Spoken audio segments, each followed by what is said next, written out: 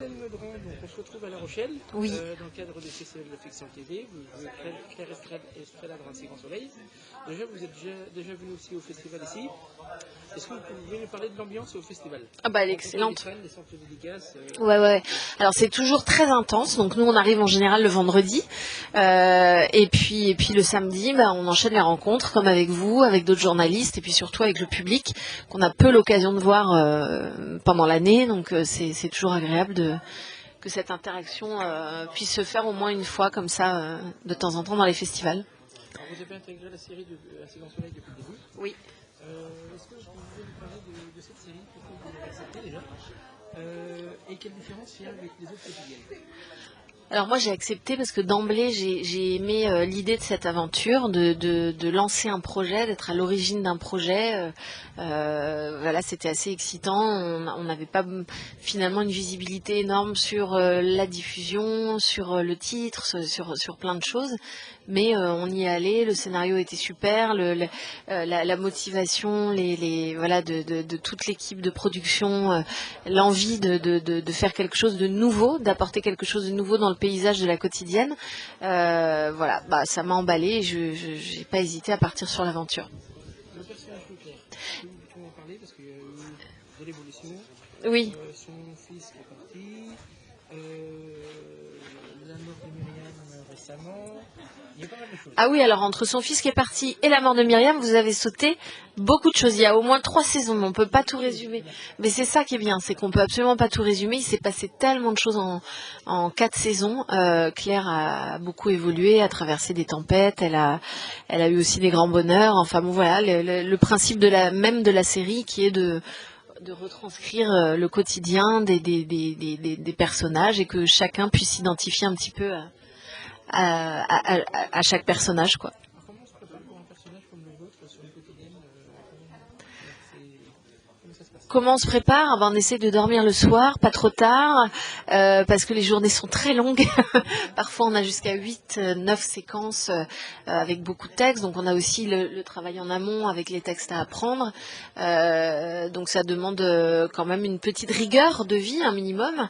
Et puis voilà. Il faut à la fois pouvoir faire preuve d'efficacité dans une journée où on nous demande d'être efficace sur des scènes, on n'a pas non plus 10 000 prises, 10 000 possibilités parce qu'on cumule beaucoup de scènes. Et puis en même temps, sur 1 mois, 2 mois, 3 mois, tenir le coup sur un rythme comme celui-là, quand on a des arches importantes. Donc ça mélange ça combine plein de choses. Claire, comment ça va se passer la suite pour elle?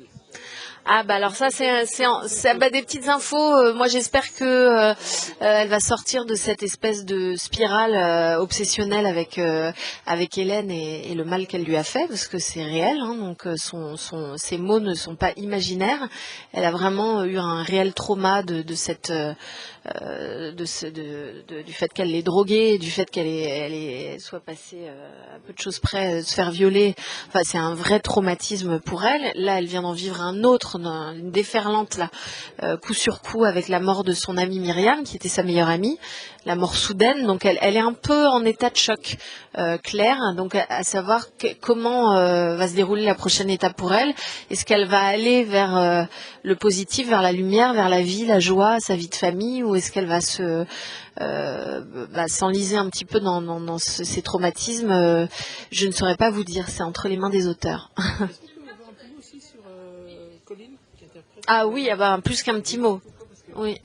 Elle est de chez vous? Voilà. Message de l'Homme, en l'occurrence, on dit Message de l'Homme. Ouais. Elle était au théâtre du Quai du Banc, je crois. Ah oui, ouais. Et à La Roche-sur-Yon, en l'occurrence, en Vendée. Ah bah c'est une fille de chez vous, alors et puis... C'est le bonjour de la Vendée. Ah bah je lui donnerai le bonjour de la Vendée, avec grand plaisir, je la vois le 30 septembre. On fête Noël, nous, en septembre, monsieur. On le fête de bonheur. Kira, donc Colline, est une super gamine. Elle est à la fois hyper talentueuse et puis elle a plein de qualités humaines. Elle a une grande humilité. C'est une bosseuse. Enfin bon, j'ai envie de dire, elle a à peu près toutes les qualités pour poursuivre un chemin super. Donc non, c'est un plaisir de tourner avec elle. Et puis elle, maintenant Claire considère Kira comme sa fille, hein. Ah oui. Ah bah pour moi c'est ma fille. Ouais. Et même enfin, en dehors aussi, comment que... Oui, oui, on s'entend très très bien.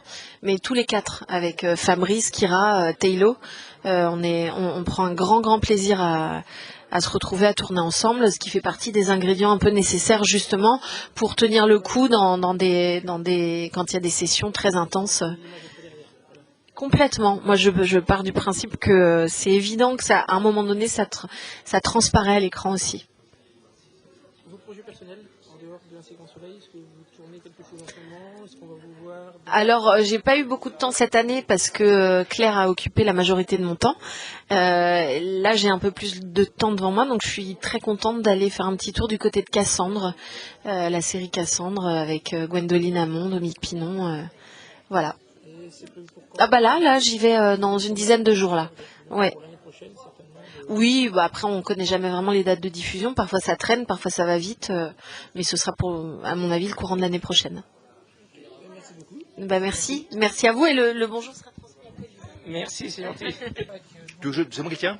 On se retrouve à La Rochelle, Oui. donc dans le cadre du Festival Fiction TV. Oui. Vous jouez le rôle de Clément Becker, le commissaire dans... Un si grand soleil, absolument. Alors déjà, première question, le festival. Pour vous, comment vous trouvez l'ambiance? Rencontrer des fans, les centres de dédicaces, tout ça. Moi, La ville. alors là, c'est beaucoup de choses. D'abord, La Rochelle, c'est une ville que je connais et pratique depuis longtemps, parce que je suis venu ici plusieurs fois, pour un si grand soleil, et puis à d'autres occasions. Ensuite, j'ai tourné ici, c'était un unitaire qu'on faisait il y a quelques années maintenant. C'était avec Carole Richert. Je crois que, alors je sais plus qui sont du film, bref, toujours dit que j'avais passé déjà 3-4 semaines ici à tourner à La Rochelle, et j'ai fait une série aussi qui s'appelait Hôtel de la Plage en Charente. Il y a 4-5 ans, on a fait 2 saisons, c'était plus vers Royan. On était Vaux-sur-Mer, Saint-Palais, Ronces-les-Bains. Donc voilà, moi, je ne suis pas, je suis habitué à ce coin. Et les rencontres avec les fans, avec les... Ben, c'est- Comment ça se passe? Ça se passe, C'est vrai que ça se c'est- passe globalement bien. Les gens qui viennent nous voir, en général, c'est pas pour nous insulter. Donc c'est plutôt cool. Après, non, c'est touchant de voir, parce que les gens qui viennent, ils viennent pas, ils sont vraiment accrochés à la série et il y a de l'émotion lorsqu'ils nous voient en chair et en os. Et cette émotion, elle est parfois communicative. C'est touchant de voir des gens émus, voire très émus de nous rencontrer. Donc voilà. Alors, le rôle de Clément Becker, est-ce qu'on peut en parler? Oui. Du coup, donc là, maintenant, il est avec Janet. Oui. Il y a son ancienne femme qui est... Oui, c'était le sujet de, oui. Est-ce qu'on peut parler de son rôle, de l'évolution, voilà, de tout ça, de la rencontre avec Jeannette, de son ancienne femme qui est revenue? Oui, alors à la rencontre avec Jeannette, ça fait déjà quelques temps. Hein. Ils étaient ensemble, on les voyait de façon épisodique. Là, donc, ils se sont mariés maintenant. Et il y a effectivement, alors elle n'est évidemment pas au courant de ce qui s'est passé avec l'ex-femme, ce moment d'égarement avec son ex-femme. Et pour l'instant, il n'y a rien de... Ça n'est pas, enfin, la suite n'est pas en tout cas traitée. Et moi, je ne sais pas si jamais ça le sera. Sans doute, peut-être à un moment, on reviendra sur cet épisode fâcheux pour le couple. Et je ne sais pas ce qu'il en adviendra. Je ne sais pas. Justement, la suite pour Clément, est-ce que vous avez des infos? Est-ce que les auteurs vous ont donné? Non, pas vraiment. Moi, comme je vais pas non plus trop à la chasse aux infos. Non, ils ne m'ont pas. Je ne sais pas. Non, non. Je sais pas du tout. Alors si, là pour l'instant je sais, parce que j'ai évidemment lu les séquences des sessions à venir. Voilà, on est vraiment plutôt sur des enquêtes de police. Mais voilà, je n'ai pas de scoop à dévoiler. Comment ça se passe le tournage d'une quotidienne? Parce que c'est différent d'un unitaire. Ah oui. Est-ce que vous pouvez nous expliquer comment ça fonctionne, comment on travaille en amont, la préparation? Alors, on tourne 10 épisodes en 2 semaines. Donc en 10 jours de tournage a priori, hein, comme ça. Alors il y a parfois des disparités, mais c'est comme ça. Il y a 4 équipes qui tournent en même temps. Donc c'est à organiser, c'est un barnum quoi. C'est un peu voilà, c'est un peu compliqué, c'est dense. Il y a une équipe qui est en studio, qui tourne dans les décors de studio. Il y a 3 équipes qui sont en extérieur, sur des décors extérieurs. Et voilà comment les choses se passent et se déroulent. L'ambiance sur le plateau? Détestable. Insupportable. Insupportable. Ouais. Non, mais c'est plutôt cool. Oui. Colonie de vacances, non parce que c'est alors colonie de travail, mais pas de vacances parce qu'on bosse quand même. C'est une économie. Oui, non, on bosse, mais c'est ouais, on s'entend bien, on se respecte, donc c'est plutôt non, c'est très sympa à faire. En dehors de la séquence soleil, est-ce que vous avez d'autres projets? Non, Téléfilms, pas à venir, non, non, non, pas pour l'instant, non. moi, ça me convient. Eh ben parfait. Écoutez, merci beaucoup. Merci à vous. C'est gentil. Ben, je vous en prie. De place. Donc on se retrouve à La Rochelle dans le cadre du Festival de la Fiction TV. Vous jouez Johanna Lemer dans Séquence Soleil. Déjà, est-ce que vous pouvez nous parler de l'ambiance sur le festival? Ah, La rencontre avec, avec public, les gens. qui vous suivent quotidiennement, vont entrer dans leur vie finalement. Voilà. Ben oui, on est tous les soirs dans leur salon. Et ça fait chaud au cœur de les voir et de voir qu'en fait on fait pas ça pour rien et que ça leur procure du bonheur aussi et qu'ils nous le disent. Et du coup c'est très agréable. C'est très agréable parce que nous on prend du plaisir à jouer et en plus de savoir qu'on donne du plaisir aux gens, ben, on a tout gagné, quoi. Alors, moi je sais que vous avez joué dans des comédies musicales, donc on interprète un rôle dans une comédie musicale. Ouais. Est-ce que vous pouvez nous parler des différences et similitudes entre interpréter un rôle dans une comédie musicale et dans une quotidienne face caméra et sans public? Ah oui, Et même pour la préparation, c'est presque, c'est presque deux métiers différents. Déjà la scène, et encore la comédie musicale, on n'a pas vraiment. Si on a un retour du public, quoi qu'il arrive, quand on chante, on a des applaudissements, donc on a une réaction en direct. On sent quand on a donné d'une émotion, on le sent en direct. Tandis que quand on est devant une caméra, on ne sait pas si on a. En tout cas, nous, on le fait avec sincérité et tout ce qu'on peut, mais on n'a pas de réaction, donc on ne sait pas si ça marche. vous avez intégré la série il y a déjà quelques années. Ouais, 3-4 ans, ouais. Déjà, qu'est-ce que ça vous a fait quand on vous a proposé d'intégrer cette série? Est-ce que vous l'avez intégrée en cours de route? Ouais, j'ai intégré à la fin de la première saison, à la fin de la saison 1. Et quand on m'a appelé pour me dire que j'étais prise, j'ai été tellement heureuse. Et ça a clairement changé ma vie. Est-ce qu'il y avait déjà des comédiens que vous connaissiez avant d'arriver Mais Mélanie. Je connaissais Mélanie. Mais sinon, non, je connaissais personne. Alors, ce rôle de Johanna, Mhm. il y a eu quelques assez séparés de précision. Ouais. Donc, joué par Hubert. Et Ben Hamdine. Voilà. Il y a donc c'est la nièce, c'est ça? C'est la nièce de Guillaume. Guillaume. Mhm. Est-ce que vous nous parlez justement de Johanna? Comment vous arrivez à vous l'approprier? L'évolution. D'accord. Voilà. Au début, Johanna était une femme de caractère qui ne s'est jamais laissée faire, un peu garce, on peut le dire. Il y a eu Ludo, elle était un peu, ouais. Elle allait, dès qu'elle a envie de quelque chose, elle y va, elle se prive pas. Mais elle a toujours été entière. Et avec le temps, je pense que j'ai réussi à adoucir ce personnage en mettant un peu plus de moi. Et j'ai l'impression que les auteurs m'ont laissé faire et qu'ils se sont inspirés de ce que j'amenais chez Johanna pour s'inspirer et lui amener ce côté qu'on aime un peu plus chez elle. Est-ce que vous savez ce qui va se passer pour la suite pour Johanna? Ouais, Johanna va encore avoir des histoires d'amour. Johanna va encore avoir des histoires, des déceptions. Elle va encore tomber sur un fou. Et puis finalement, elle va tomber amoureuse de quelqu'un qu'on connaît dans la série. Oui. Et avec qui ça va être très compliqué aussi. Moi je peux, mais je sais pas. Faut juste pas spoiler, quoi. Avec quelqu'un qui va avec Yann. Ouais, au commissariat. Donc, mais ça va être très compliqué parce que rien n'est jamais simple pour Johanna. Il va mener l'enquête.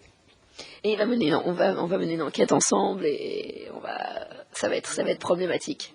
Comment ça se passe le tournage du quotidien et l'ambiance sur le plateau? Comment ça se passe? Entre nous, souvent, il y a une très bonne ambiance. Moi, je m'éclate. J'ai au moins un faux rire par jour. Je suis très facile à rire. Et on arrive, malgré le fait que ce soit un rythme soutenu, on arrive quand même à laisser la place à la légèreté. Et on a le temps de rire entre les scènes, on a le temps de se parler, de se raconter nos vies. Donc c'est une petite famille sympa. En dehors de Soleil, en termes de cinéma, vous avez des projets derrière? Je viens de tourner un unitaire qui sera, je pense, sur France 2, qui s'appelle La vengeance sans visage, de Claude Michel Rome avec Philippe Basse. Et nous avons tourné ça, je joue une handicapée qui a fait une chute de 4000 mètres en parachute et elle cherche à se venger des voyous qui l'ont...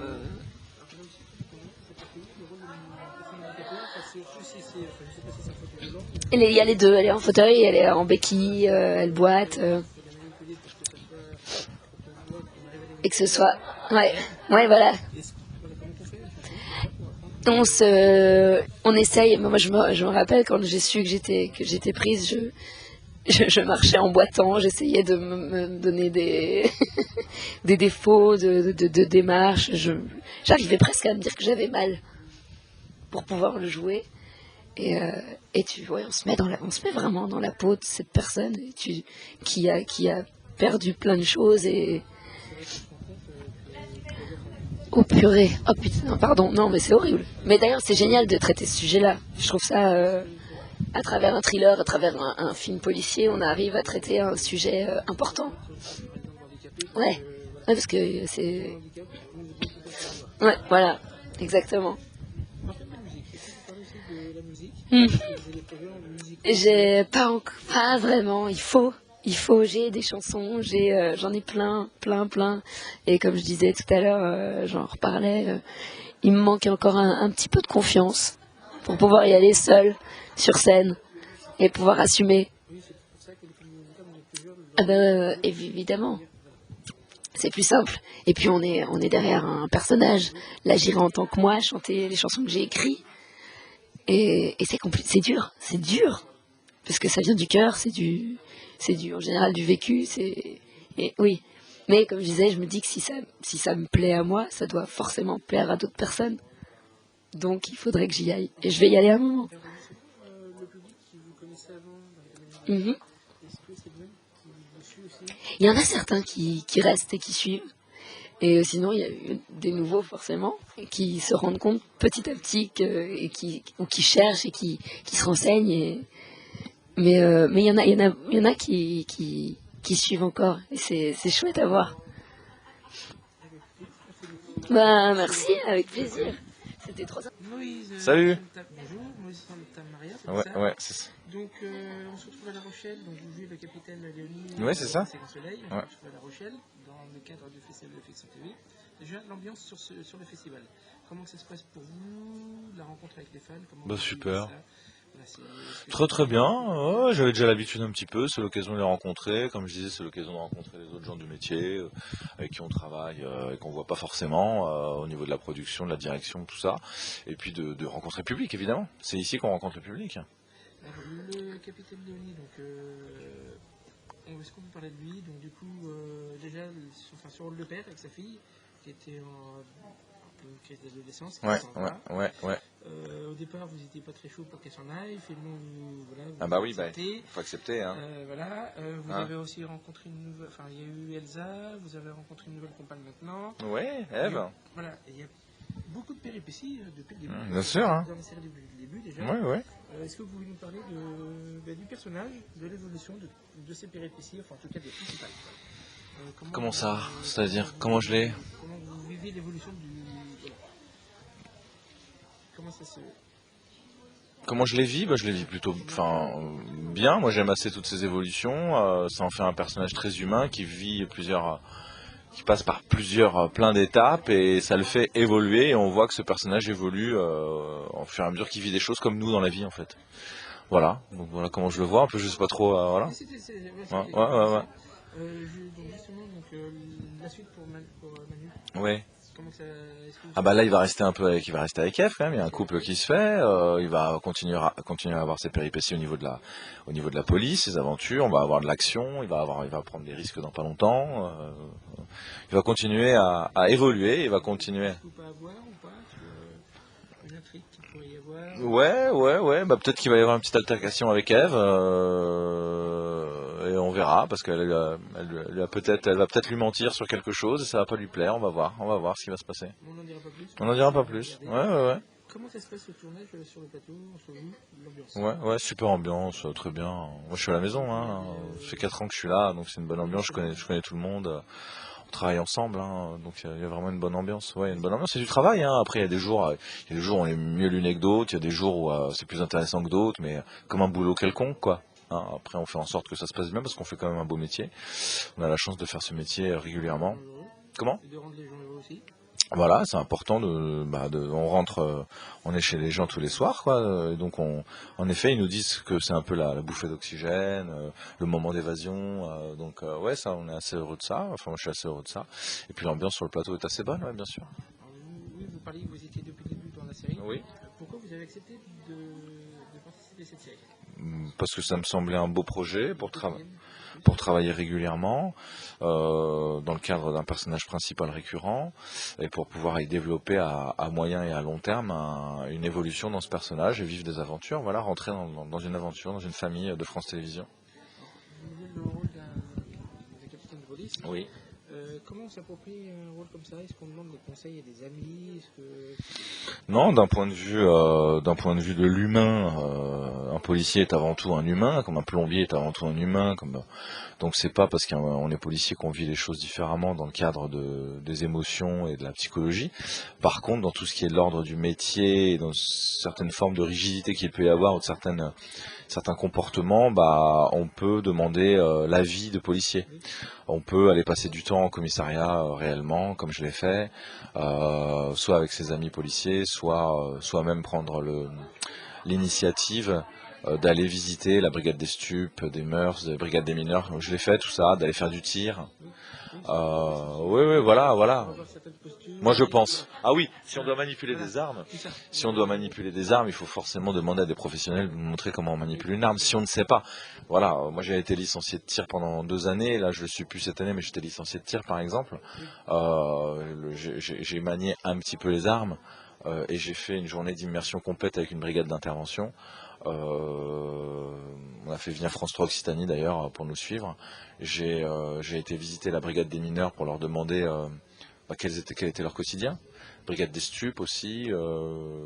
Certains inspecteurs m'ont montré le quotidien, les enquêtes qu'ils faisaient. Oui, voilà. Je pense que c'est normal. Si ça avait été un dentiste, j'aurais été voir un dentiste, voir comment il travaille, pour voir ses mouvements, ses habitudes ses déplacements dans son cabinet, ce qu'il fait, etc.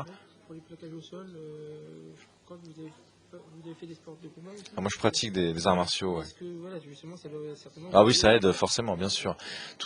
J'ai aucune doublure, moi. Tout ce que je fais, c'est moi qui le fais, parce que je pratique du sport depuis maintenant assez longtemps, et en particulier des sports de combat, et donc la cascade et tout ce qui est lié à la percussion, aux chutes et tout ça, c'est des choses que je peux faire, que j'aime faire. Donc et je travaille très régulièrement là-dessus, quoi. Je m'entraîne très régulièrement, donc voilà. Justement, sport de combat, le MMA. Oui, alors. Ah ouais, Cyril Gannet, c'est un. D'accord. Eh bien, Cyril Gannet, c'est un phénomène. C'est un phénomène qui va aller loin et qui est déjà loin en France au niveau du MMA et j'aime beaucoup. Il est extrêmement talentueux. Il venait du basket et il s'est mis après au kickboxing, il s'est mis au MMA et c'est un phénomène. Oui, il sera champion du monde. Il aura une ceinture à l'UFC, je pense. Et puis il la mérite. Il est extrêmement doué, talentueux. Ouais, super champion. Pour vous, le projet en dehors de la séquence soleil, est-ce que vous avez... Oui, j'ai le code saison 2, réalisé par Bénédicte Delmas pour France 2. Être diffusé, je sais pas. D'ici peu, hein. Mais je sais pas trop quand. Et j'ai tourné en juillet-août, Je suis né à 17 ans, l'adaptation du livre de Thierry Beccaro, réalisé par Julien Seri. Je jouais le père de Thierry Beccaro dans les années 70-80, donc un rôle important d'un père violent avec son enfant. Et après, j'ai fait un court-métrage de France Télévisions Studio réalisé par Yannick Socia. Voilà, je fais ça en plus d'un Séquence Soleil cette année, là, jusqu'ici. Écoutez, ça me convient. Ouais, merci. Super, merci beaucoup. Merci pour l'accueil. Merci à la Vendée. Merci, c'est gentil.